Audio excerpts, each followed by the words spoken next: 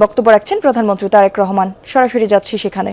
এমন অনেকেই আজকে এই জাতীয় গুরুত্বপূর্ণ অনুষ্ঠানে বা সামিটে অংশগ্রহণ করছেন, যারা আমাদের সাথে এই মুহূর্তে সামনে বসে আছেন। আমি আপনাদেরকে জানাই বিশেষভাবে অভিনন্দন। এই সামিটে দেশি বিদেশি প্রযুক্তি বিশারদগণের সহানুগ্রহ উপস্থিতি সেমিকন্ডাক্টর শিল্পের সঙ্গে জড়িতদের জন্য অবশ্যই অনুপ্রেরণাদায়ক বলে আমি মনে করি। আজকের এই সামিটের উদ্দেশ্য, লক্ষ্য, সমস্যা এবং সম্ভাবনা নিয়ে আমরা যারা এখানে এতক্ষণ বক্তব্য রেখেছেন আমরা আলোচনা করেছি।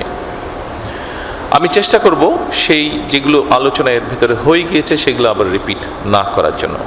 তবে আমি বিশ্বাস করি আজকের এই সামিটে যারা উপস্থিত রয়েছেন নিশ্চয়ই আপনারা এমন একটা বাংলাদেশ দেখতে চান, আপনাদের সাথে একই সাথে বর্তমান সরকার এমন একটা বাংলাদেশ গড়তে চায় যে বাংলাদেশটি হবে স্বনির্ভর, সমৃদ্ধ এবং প্রযুক্তি নির্ভর। এই সম্মেলনের মাধ্যমে আমরা বর্তমান এবং ভবিষ্যৎ প্রজন্মের সামনে আমাদের সর্বোচ্চ যে চেষ্টা সেটা হচ্ছে একটা মেধা ভিত্তিক বাংলাদেশের সম্ভাবনার বার্তাটা পৌঁছে দেওয়া। সম্মানিত সকল উপস্থিতিবৃন্দ, সমগ্র পৃথিবী বা বিশ্ব একটা এমন সন্ধিক্ষণে দাঁড়িয়ে আছে যেখানে কৃত্রিম বুদ্ধিমত্তা, রোবোটিক্স এবং স্বয়ংক্রিয় প্রযুক্তি মিলেমিশে চতুর্থ এবং পঞ্চম শিল্প বিপ্লবের ভিত্তি রচনা করছে। কম বেশি হয়তো আমাদের একটু ধারণা আছে, বিশেষ করে আমরা যারা এই ফিল্ডে কাজ করি না, আমাদের সামগ্রিকভাবে একটি ধারণা আছে যে বর্তমানে সেমিকন্ডাক্টরটা শুধু একটা শিল্পই নয়, এটা বোধহয় খুব সম্ভবত আধুনিক সভ্যতার একটা ভিত্তি।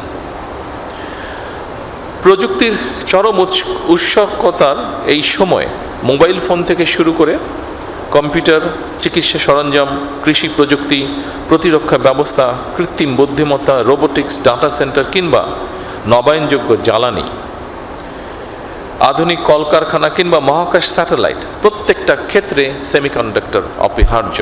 আমরা একটু আগে আমাদের একজন এই ব্যাপারে যে বিশেষজ্ঞ, ওনার বক্তব্য থেকে এটা আমরা জানতে পেরেছি। উপস্থিত সুধীবৃন্দ, 2030 সালের দিকে বিশ্বে গ্লোবাল সেমিকন্ডাক্টরের বাজার $1 ট্রিলিয়ন কাছাকাছি পৌঁছবে, এরকমই যারা এই ব্যাপারে এক্সপার্ট তারা ধারণা করছেন। তবে খুব সম্ভবত 2026 সালের মধ্যেই এই লক্ষ্যমাত্রা কাছাকাছি পৌঁছে গিয়েছে। সুতরাং এই মার্কেটে প্রবেশ করার জন্য বাংলাদেশের সামনে একটা অপার সম্ভাবনা এবং সুযোগ বিদ্যমান। আমি দৃঢ়ভাবে আশা করি 2030 সালের মধ্যে সেমিকন্ডাক্টর শিল্প থেকে রফতানি আয়ের যে লক্ষ্যমাত্রা নির্ধারণ করা হয়েছে, ইনশাল্লাহ বাংলাদেশ সেটা পূরণ করতে সক্ষম হবে। সম্মানিত উপস্থিতিবৃন্দ, এর আগে যারা বক্তব্য রেখেছেন তাদের কারো কারো বক্তব্য থেকে আমরা জানতে পেরেছি বাংলাদেশের 3000-এরও বেশি সেমিকন্ডাক্টর পেশাজীবী বর্তমানে আমেরিকা, মালয়েশিয়া, দক্ষিণ কোরিয়া, জাপান, সিঙ্গাপুর এবং ইউরোপ সহ বিশ্বের বিভিন্ন দেশের বিভিন্ন বড় বড় প্রযুক্তি কোম্পানি, গবেষণা প্রতিষ্ঠান, বিশ্ববিদ্যালয় তারা তাদের যোগ্যতার প্রমাণ রেখে চলেছেন।